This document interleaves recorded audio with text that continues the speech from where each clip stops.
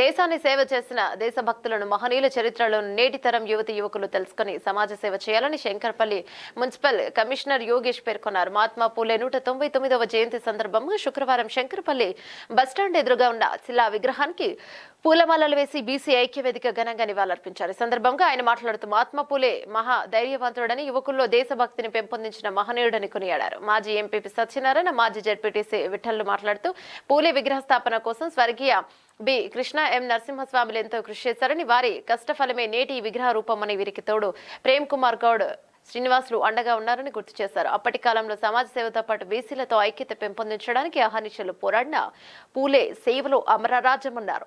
ఇక మళ్లీ వచ్చే పూలే 200వ జయంతి నాటికి శంకరపల్లిలో బీసీ ఐక్యవేదిక భవనం పూర్తి కావడానికి అందరూ శ్రద్ధ వహించాలన్నారు. ఇక సేవా ఫౌండేషన్ అధ్యక్షుడు ఆర్ నరేష్ కుమార్ మాట్లాడుతూ పూలే దేశం కోసం చేసిన సేవలకు ప్రజలు మహాత్మానే బిరుదునిచ్చారని అన్నారు.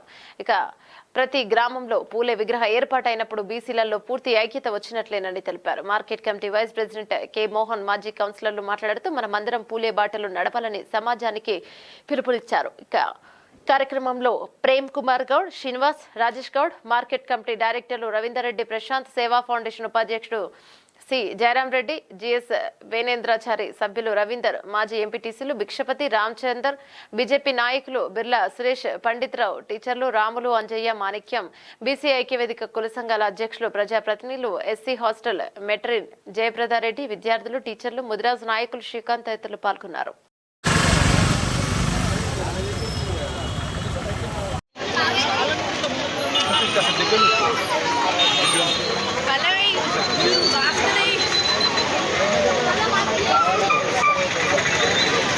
Last 5 minutes